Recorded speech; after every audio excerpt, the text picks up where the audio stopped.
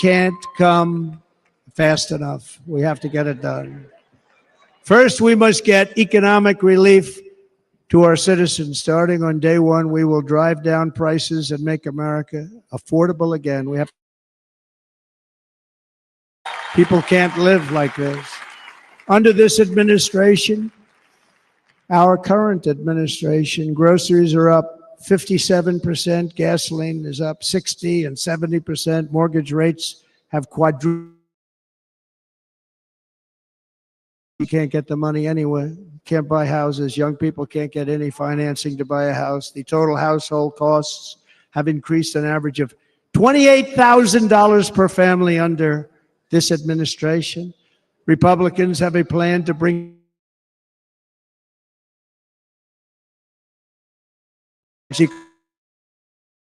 we will in turn reduce the cost of transportation, manufacturing, and all household goods. So much so energy.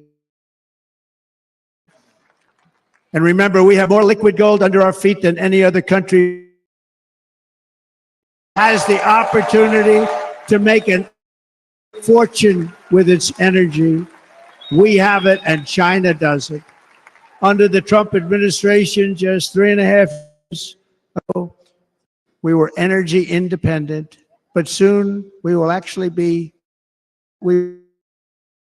energy dominant and supply not only ourselves, but we will supply with numbers that nobody has ever seen, and we will reduce our debt $30. We will start reducing that, and we will also reduce your taxes still further. Next, and by the way, they want to raise your taxes 4 times. Think of it. And all my life, I grew up watching politicians. I always loved politics. I guess I was on the other side. I'd watch and they were always talking about, we will give you a tax cut. We will give you a tax cut. My whole life, I was watching, I will give you a tax cut. Right, Mr. Congressman? That's all they talked about. This is the only is what you're paying now, and people are supposed to vote for them? I've never heard it. You're paying too much. As I said, we're going to give you more, and it's going to lead to tremendous growth. We want growth in our country. That's what's going to pay off our debt.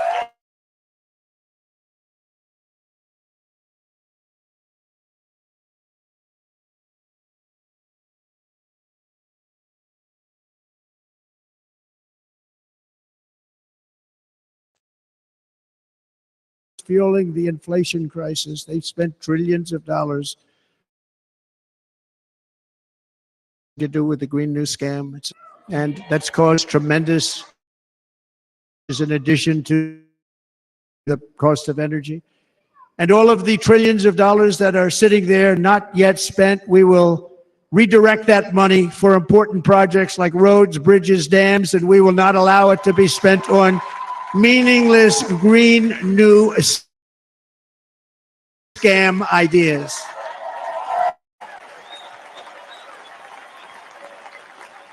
And I will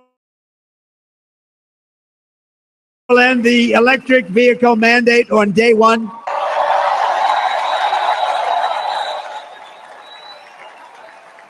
Thereby saving the auto industry from complete operation, which is happening right now, and saving U.S. customers thousands and thousands of dollars per car. And right now, as we speak, large factories are built across the border in Mexico. So with all the other things happening on our border, and they're being built by China to make cars and to sell them into our country, no tax, no anything. The United Auto Workers ought to be ashamed for allowing this to, and the leader of the United Auto Workers should be fired immediately, and every single auto worker, union and non-union, should be voting for Donald Trump, because we're going to bring back car manufacturing, and we're going to bring it back fast.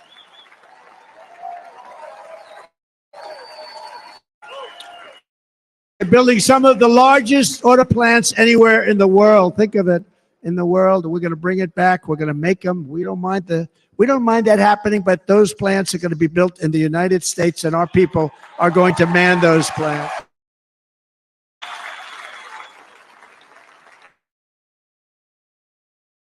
a tariff of approximately 100 to 200% on each car, and they will be unsellable in the United States.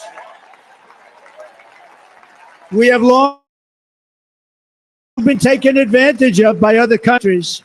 Think of it, often other countries are considered so-called allies. They've taken advantage of us for years. We lose jobs, we lose revenue, and they gain everything and wipe out our businesses, wipe out our people.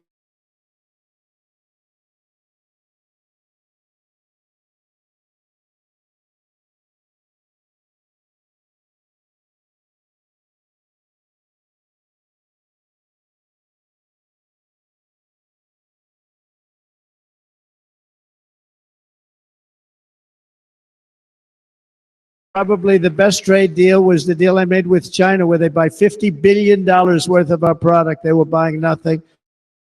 They buy 50 worth. They had to, but I don't even talk about it because of COVID. I don't even mention it, frankly, because of what happened with the China virus.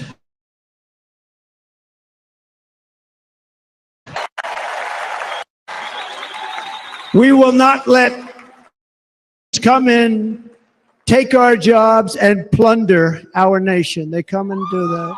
They plunder our nation. The way they will sell their product in America is to build it in America. Very simple. Build it in America and only in America.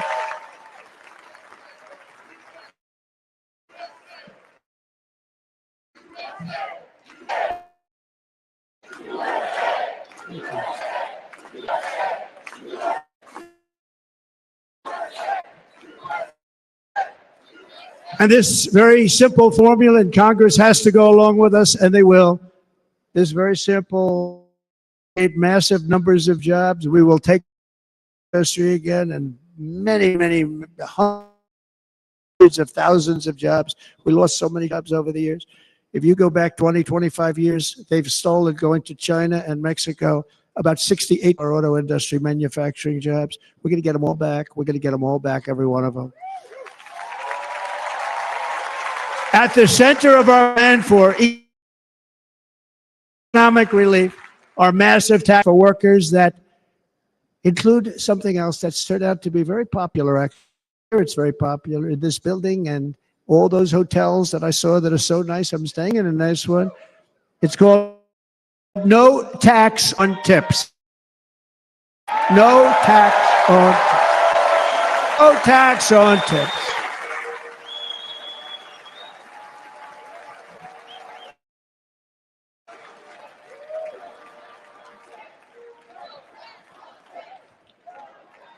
I got that by having dinner recently in Nevada, where we're leading by about 14 points. Hello. I'll see you there very soon, everybody. And we're having dinner at a beautiful restaurant in the Trump building strip, and it's a great building, and the waitress comes over. How's everything going? A really nice person. How's everything? Oh, sir, it's so stips. I said, well, they give you cash. Would they be able to find him? She said, actually, and I didn't know this. She said, very little cash. It's all put right on the check. And they come in and they take so much of our money. It's just ridiculous. And they don't believe anything we say. And they've just hired, as you know, 88,000 agents to go after them even more. And I said, this shows the level of, most people go out there, hire consultants, they pay $1 million. But I said to her, would you be happy if you had no tax and tips? She said, what a great idea. I got my information from a very smart waitress. And everybody loves it. Waitresses and caddies and drivers, and everybody's a large group of people that are being really hurt badly. They make money, let them keep their money. I'm going to protect Social Security and Medicare. Democrats are going to destroy Social Security and Medicare because all these people, by the millions they're coming in, they're going to be on Social Security and Medicare to afford it. They are destroying your Social Security and your Medicare Under my plan, incomes will skyrocket, inflation will vanish completely, jobs will come roaring back, and the middle class will prosper like never, ever before, and we're going to do it very.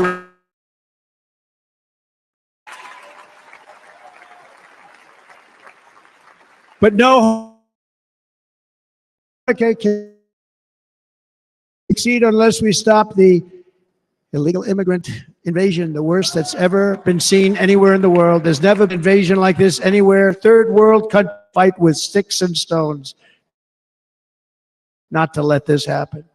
The invasion at our southern border, we will stop it. And put him in charge and just sit back and watch. Brandon Judd, the Border Patrol, he's incredible. These guys, they really, their job is a lot easier if they don't have to do anything, but they want to. They're patriots. Brandon Judd, Border Patrol. ICE goes out. You have to see what ICE does with MS-13. You have these are probably the worst gang, and ICE goes in there. And I know a lot of people in these rows here, and they're tough people, but they don't want this job. Into a pack of MS-13 killers. They're the worst. Probably the worst gang in the world. We have thousands of them. I moved thousands and thousands out in my 4 years. We moved them out, and it was a pleasure. But ICE would go right into a pack, and you see fists flying, you see everything, and then they take them. They put them in a paddy wagon. They take them back, and they get them out of our country. And the other countries weren't accepting them back, and I called up, and I said, tell them that we're not giving them economic aid anymore. And the next day I got calls from all of these countries that were terminated. Billions of dollars we spend on economic aid to countries that does us, frankly, no good. And the next day I was called by everybody. I couldn't take all the calls. Sir, what's the problem? I said, you won't take your killers back that you sent in caravans into.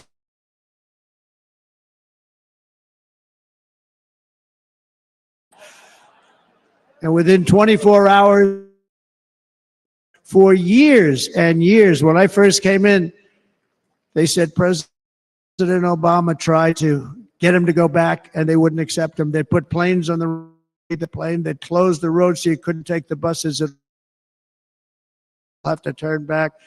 As soon as economic aid of any kind to any country that does that, they called back and they said, sir, it would be our great honor. We love them very much. We love them very much, sir. The Republican platform is our pledge to end this border nightmare and fully restore the sacred and sovereign borders of the United States of America. And we're going to do that on day one.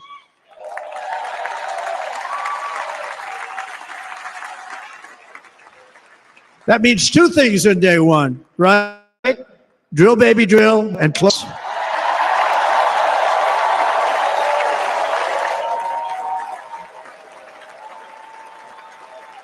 And by the way, and I think everybody as a Republican, as a patriot in this room, and most Democrats, we want people to come into our country, but they have to come into our country legally. Legally.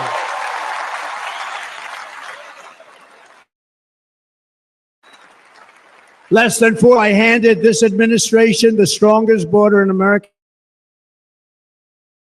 On the chart that saved my life. That was the chart that saved my life. I said, look it, I'm so proud of it. I think it's one of the greatest. It was done by the Border Patrol. One of the greatest charts I've ever seen. It showed everything just like that. You know the chart. Oh, there it is. That's pretty good. Wow. Last time I put up that chart, I never really got to look at it. But without that chart, I would not be here today.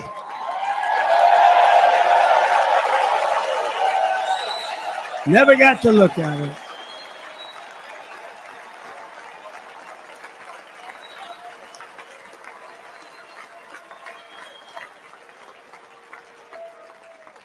I said, you got to see this chart. I was so proud of it. And by the time I got to there, I never got to see it that day.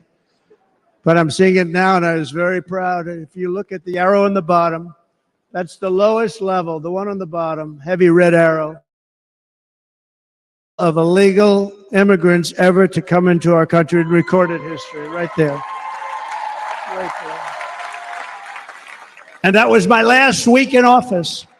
And then you see what happened after I left. Look at the rest. And if you go out a little bit further, it's getting to be a little bit old, but I love it anyway, right? But you can go much higher with those numbers. Look what happened right after that. The invasion began. We had the opposite stopped the invasion, but the invasion that we stopped was peanuts. By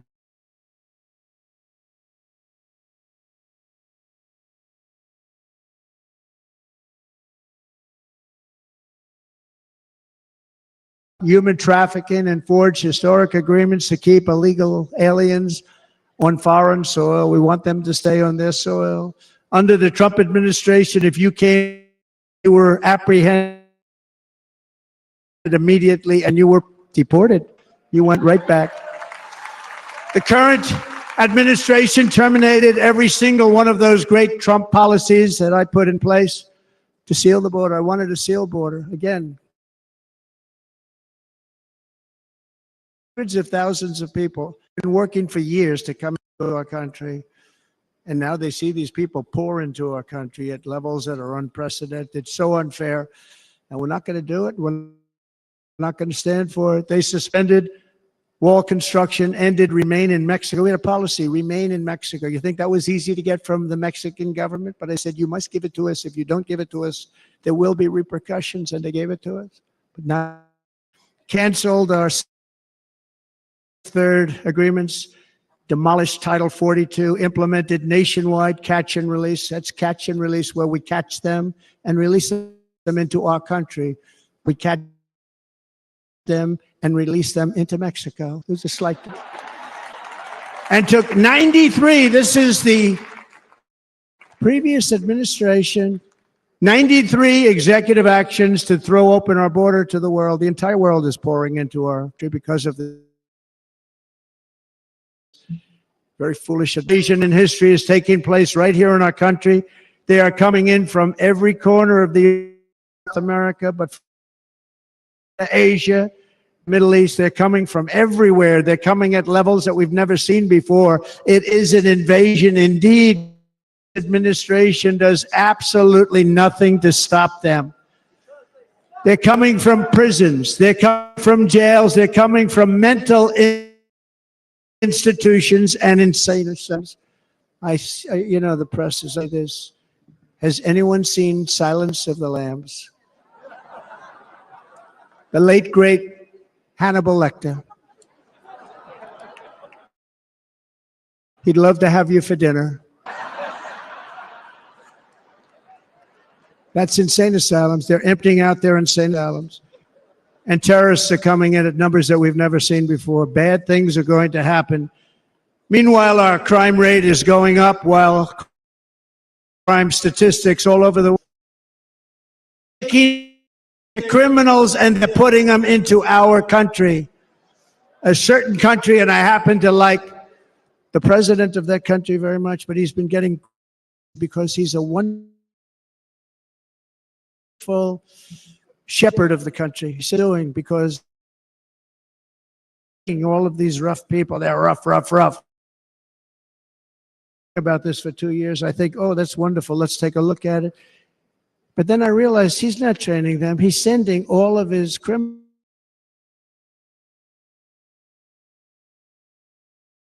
He's sending them all to the United States. And he's different in that he doesn't say that. He's trying to convince everybody what a wonderful job he does in running the country. Well, he doesn't do a wonderful job.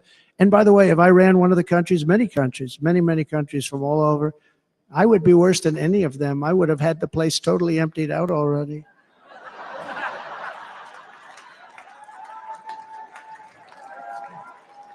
But we become a dumping ground for the rest of the world, which is laughing at us. They think we're stupid. And they can't believe that they're getting away with what they're getting away with, but they're not going to be getting away with it for long. That's what I can tell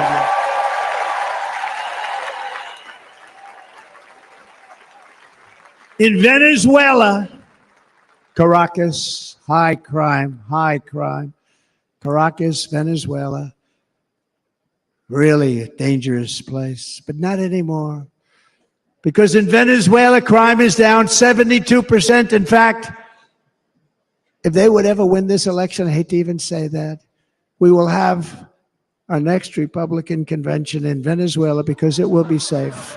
Our cities will be so unsafe, we won't be able. We will not be able to have it there. In El Salvador, murders are down by 70%. Why are they down? Now, he would have you convinced that because he's trained murderers to be wonderful people. No. They're down because they're sending their murderers to the United States of America. This is going to be very bad. And bad things are going to happen, and you're seeing it happen all the time. That's why, to keep our families safe, the Republican platform promises to launch the largest deportation operation in the history of our country. Even larger than that of President Dwight D. Eisenhower from many years ago. You know, he was a moderate, but he believed very strongly in borders. He had the largest deportation operation we've ever had. Just recently, I spoke to the grieving mother of Jocelyn Nungary, a wonderful woman, a precious 12-year-old girl from Houston who last month was tied up, assaulted, and strangled to death after walking to the convenience store just a block away from her house. Her body was dumped near the side of the road in a shallow creek, found by some onlookers who couldn't believe what they had witnessed. Charged with Jocelyn's heinous murder are 2 illegal aliens from Venezuela who came across our border, were in custody, and were then released into the country by this horrible, horrible administration that we have right now. I also met recently with the heartbroken mother and sister of Rachel Morin. Rachel was a 37-year-old mom of 5 beautiful children who was brutally raped and murdered while out on a run. She wanted to keep herself in good shape. It was very important to her. She was murdered. The monster responsible first killed another woman in El Salvador before he was led into America by the White House. This White House let them in. He then attacked a 9-year-old girl and her mother in a home invasion in Los Angeles before murdering Rachel in Maryland. Traveled all throughout the country, doing tremendous damage. Rachel's mother will never be the same. I spent time with her. She will never be the same. I've also met with the wonderful family of Lake and Riley, the brilliant 22-year-old nursing student. She was so proud of being first in her class, who was out for a jog on the campus of the University of Georgia when she was assaulted, beaten, and horrifically killed. Yet another American life was stolen by a criminal alien set free by this administration. And these were incredible people we're talking about. These were incredible people who died. Tonight, America, this is my vow. I will not let these killers and criminals into our country.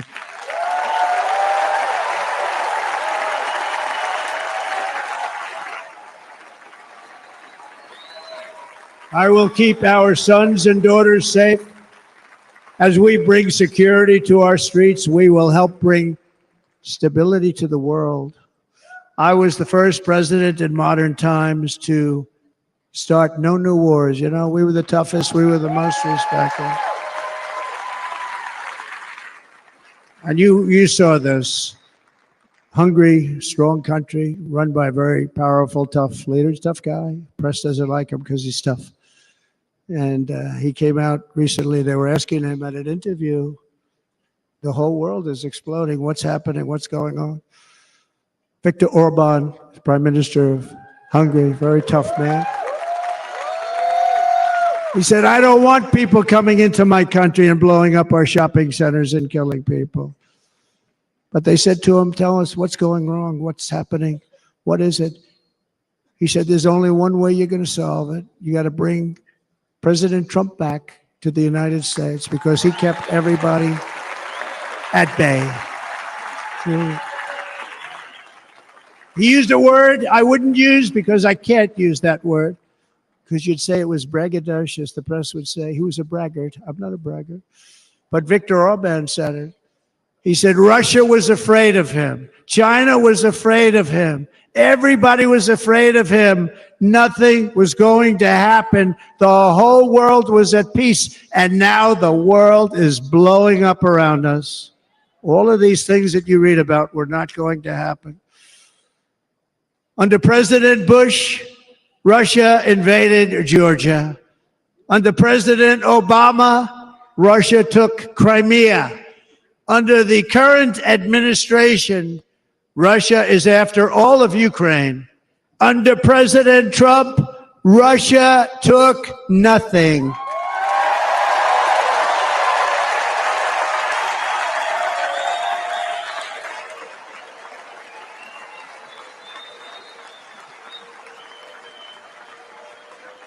We defeated 100% of ISIS in Syria and Iraq, something that was said to take 5 years, sir. It'll take 5 years, sir. We did it in a matter of a couple of months. We have a great military. Our military is not woke. It's just some of the fools on top that are woke.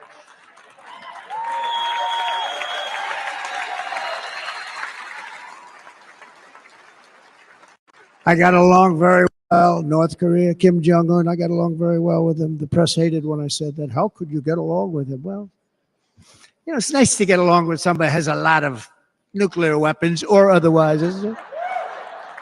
See, in the old days, they'd say, that's a wonderful thing. Now they say, how could you possibly do that? But no, I got along with them, and we stopped the missile launches from North Korea. Now North Korea is acting up again, but when we get back, I get along with him. He'd like to see me back, too. I think he misses me, if you want to know the truth. Our opponents inherited a world at peace and turned it into a planet of war. We're in a planet of war. Look at that attack on Israel. Look at what's happening with Ukraine. The cities are just bombed out. How can people live like that where buildings, massive buildings are falling to the ground? It began to unravel with the disastrous withdrawal from Afghanistan, the worst humiliation in the history of our country. We have never had a humiliation like that. 13 heroic U.S. service members were tragically and needlessly killed. 45 others were horrifically wounded. Nobody ever talks about them. No arms, no legs, face explosions, horrifically wounded. And by the way, we have a man in this room who's running for the U.S. Senate from a great state, Nevada, named Sam Brown, who paid the ultimate price. Thank you, Sam. Thank you, Sam. Thank you. He paid the biggest price probably ever paid by anybody that is running for office, and I think he's going to do great. He's running against a person that is not good, not respected, a total lightweight. But Sam, I think, paid really, we were talking about it with some of the senators that are working so hard for Sam, but he paid the biggest price of any senator ever to run for the Senate. I don't think anybody's ever what he did. He was a real hero, a really great person. And he's running, and I hope that everybody gets out and votes for Sam Brown.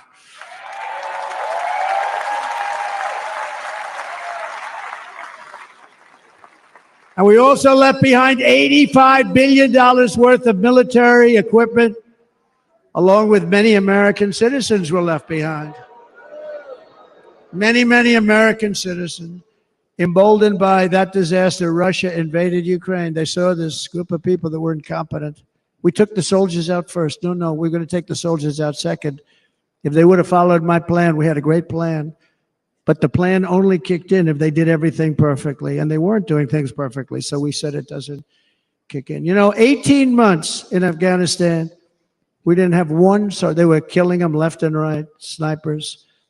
And I spoke to the head of the Taliban. You've heard this story. Abdul. Still there, still the head of the Taliban. The press got on me. Why would you speak to him? I said, because that's where the killing is. I don't have to speak to somebody that has nothing to do with it. And I told him, Don't ever do that. Don't ever do that again. Don't ever, ever do that again. You got to stop.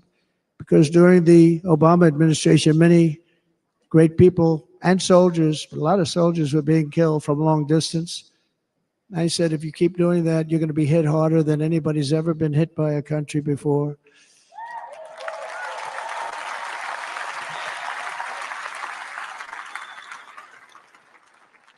And he said, I understand, Your Excellency. He called me Your Excellency. I wonder if he calls the other guy Your Excellency. I doubt it. The other guy gave him everything. I mean, what kind of a deal was that? He walked out, gave him everything. Do you know that right now Afghanistan is one of the largest sellers of weapons in the world? They're selling the brand new, beautiful weapons that we gave them. But think of it. He actually said to me, but why you? Show me a picture of my home. I said, you'll have to ask your people or one of your wives. But he could figure it out. And for 18 months, we had not one attack on an American soldier by the Taliban. 18 months.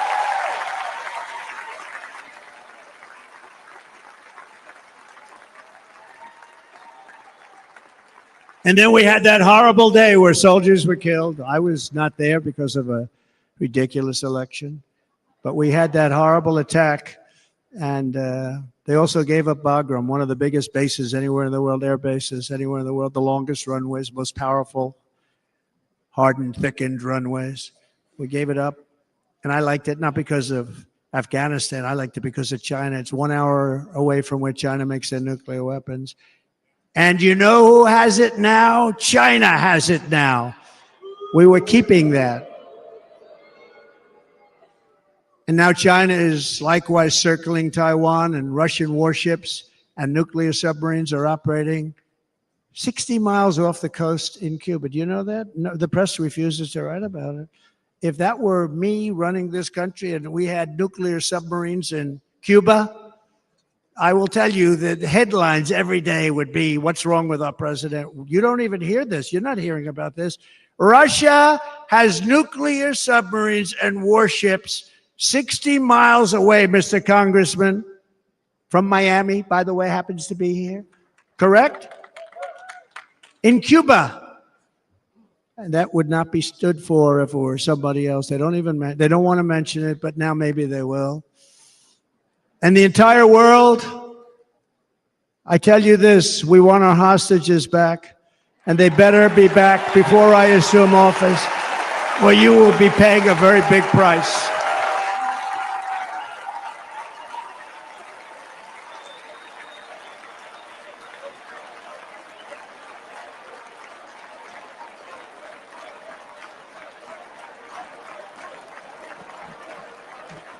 With our victory in November, the years of war, weakness, and chaos will be over. I don't have wars. I had no wars other than ISIS, which I defeated, but that was a war that was started. We had no wars. I could stop wars with a telephone call. I could stop wars with just a telephone call. If properly stated, it would never start. We will replenish our military and build an Iron Dome missile defense system to ensure that no enemy can strike our homeland. And this great Iron Dome will be built entirely in the USA. We're going to build it in the USA. And Wisconsin, just like I gave you that massive ship contract, and you're doing a very nice job, Governor, right? Thank you, Governor. And they're doing a great job. In fact, I had a little design change, and we gave them a tremendous for essentially what we used to call destroyers. These are now the most beautiful. They look like yachts. I said, we have to take the bow and we have to make it a little nicer and a little point at the top instead of a flat nose. And the people at the shipyard said, this guy sort of knows what he's doing. We have the most beautiful ships, right, Governor? And everybody's sitting over there. And it was a big contract that everybody wanted. I gave it to Wisconsin, but we're going to have a lot of that built right here in the state of Wisconsin and all other states.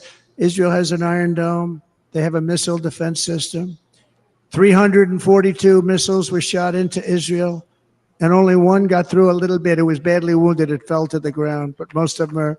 And Ronald Reagan wanted this many years ago, but we really didn't have the technology many years ago. Remember, they called it Starship, spaceship, anything to mock him. But he was a very good president, very, very good. But now we have unbelievable technology. And why should other countries have this and we don't? No, we're going to build an iron dome over our country, and we're going to be sure that nothing can come and harm our people. And again, from an economic development standpoint, we're going to make it all right here. No more sending it out to other countries in order to help. It's America first. America first. We will unleash the power of American innovation. And as we do, we will soon be on the verge of finding the cures to cancer, Alzheimer's disease, and many other diseases. We're going to get to the bottom of it. You remember this gentleman that I don't want to mention other than one time I had to, because when you say the 10 worst, I had to do it. I didn't want anybody to be confused. But this man said, we're going to find the cure to cancer. Nothing happened. We're going to get to the cure for cancer and Alzheimer's and so many other things. We're so close to doing something great. But we need a leader that will let it be done. We will not have men playing in women's sports. That will end immediately.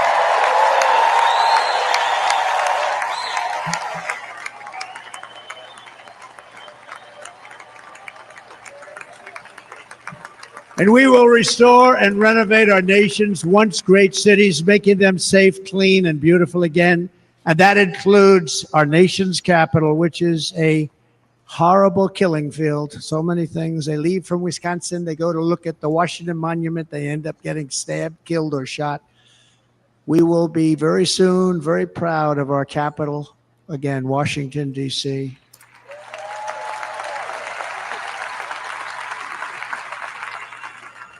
America is on the cusp of a new golden age, but we will have the courage to seize it. We're going to take it. We're going to make it a current. We're going to bring this into a golden age like never seen before. Remember this, China wants to do it. Japan wants to do it. All of these countries want to do it. We have to produce massive amounts of energy if we're going to produce the new. If you look at some of the things that have been done, and some of the things that we're going to do. But AI needs literally twice the electricity that's available now in our country. Can you imagine? But instead, we're spending places where they recharge electric cars. They built 8 chargers at a certain location toward the Midwest. 8 chargers for $9 billion. Think of them as a tank for filling up your gas. Think of it. They spent $9 billion on 8 chargers, 3 of which didn't work. And if you were going to do this all over our country, this crazy electric mandate, if you're going to do this all, and by the way, I'm all for electric.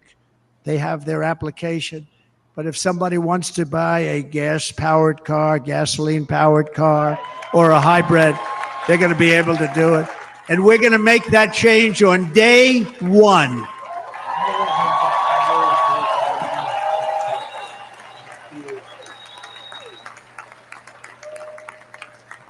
So to conclude, just a few short days ago, my journey with you nearly ended. We know that. And yet, here we are tonight, all gathered together, talking about the future, promise, and a total renewal of a thing we love very much. It's called America. We live in a world of miracles. None of us knows God's plan or where life's adventure will take us. I want to thank Franklin Graham for being here tonight. He's an outstanding man. He wrote me a note recently. I have a lot of respect for him. Sir, I love your storytelling. I think it's great in front of these big rallies. But sir, please do me one favor. It won't make any difference. Please don't use any foul language. I was a little embarrassed. He said, it won't make any difference. Actually, it does. The story's not quite as good, but I've been very good. The story is not quite as good, to be honest. I've got to have a little talk with Franklin, but he was great. He's a great gentleman. His father was so incredible, Billy Graham. My father used to love taking me to see Billy Graham. My father would take me to see Billy Graham at Yankee Stadium. He had the biggest rallies you've ever seen. He was a good rally guy, too. But he'd get up, and he was a fantastic guy. My father loved Billy Graham.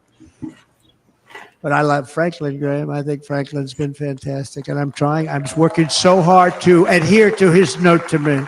I'm working hard on it, Franklin. But if the events of last Saturday make anything clear, it is that every single moment we have on earth is a gift from God.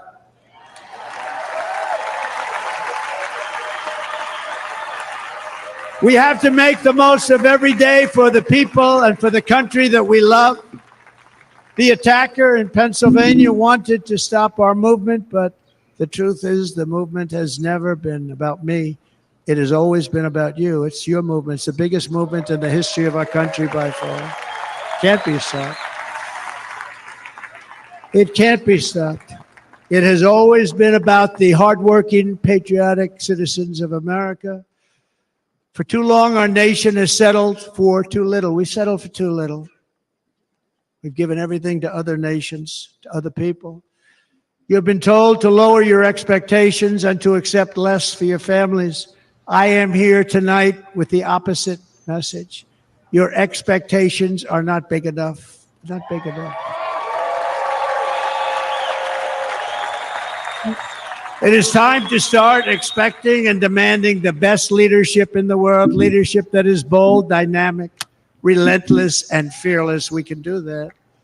We are Americans. Ambition is our heritage. Greatness is our birthright. But as long as our energies are spent fighting each other, our destiny will remain out of reach, and that's not acceptable. We must instead take that energy and use it to realize our country's true potential and write our own thrilling chapter of the American story. We can do it together. We will unite. We are going to come together, and success will bring us together.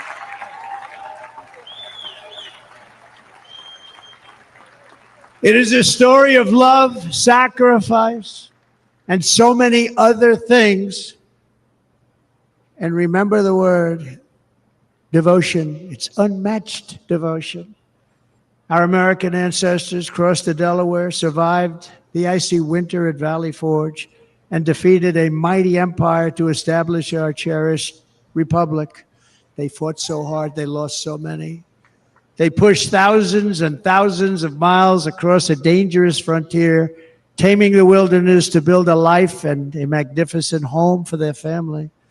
They packed their families into covered wagons, trekked across hazardous trails, scaled towering mountains, and braved rivers and rapids to stake their claim on the wide open, new, and very beautiful frontier.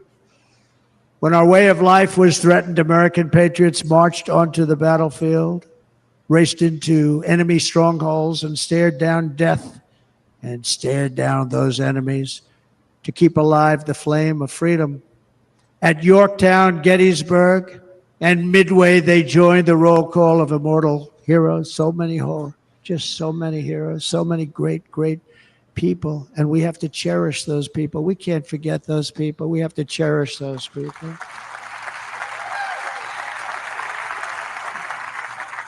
And building monuments to those great people is a good thing, not a bad thing. They saved our country. No challenge was too much. No hardship was too great. No enemy was too fierce.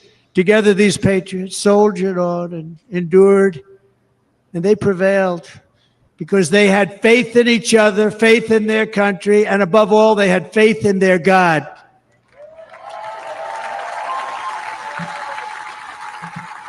Just like our ancestors, we must now come together, rise above past differences. Any disagreements have to be put aside and go forward, united as one people, one nation, pledging allegiance to one great Beautiful. I think it's so beautiful. American flag. Tonight I ask for your partnership, for your support, and I in for your vote. I want your vote. Going to make our country great again. Every day I will strive to honor the trust you have placed in me, and I will never, ever let you down. I promise that. I will never let you down. To all of the forgotten men and women who have been neglected, abandoned, and left behind, you will be forgotten no longer. We will press forward, and together we will win, win, win.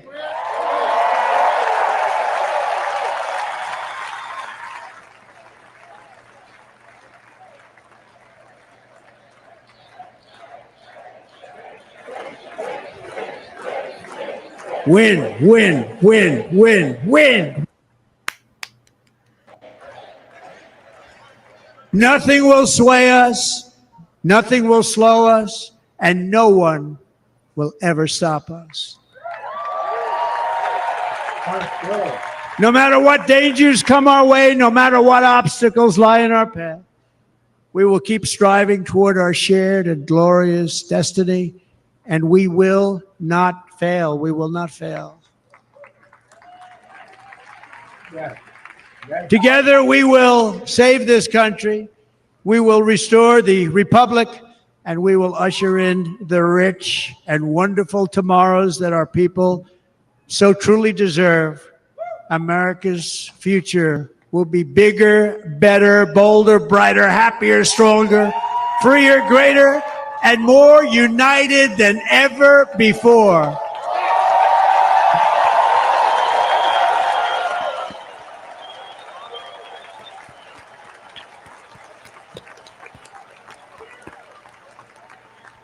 And quite simply put, we will very quickly make America great again. Thank you very much. Thank you very much, Wisconsin. God bless you. God bless you, Wisconsin, and God bless the United States of America, our great country. Thank you very much, everybody. Thank you.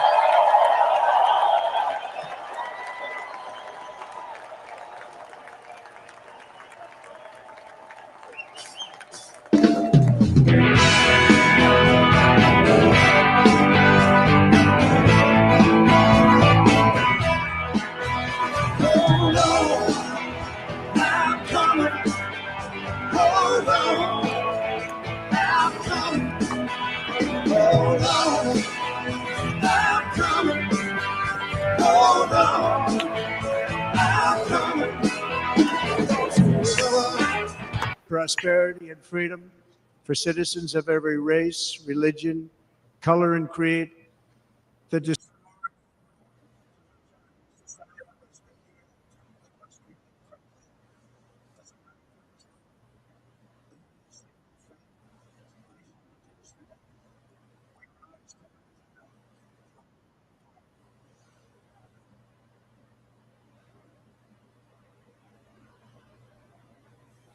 So, folks, this was President Trump is speaking, and I was not prepared to see the speech. So I just read some news. So I went there and hopped in and did that. So the whole speech is not there. This is your loving host, Dr. Afshan Hashmi, live from her studio in Rockville, Maryland. And here are my two books. The first one is The Modern Mughal Mentality, New Strategies to Succeed in India and the Global Marketplace. When this book came, there was a lot of research going on in Jugaad. And the second one is The Outbreak of a Monstrous Infection.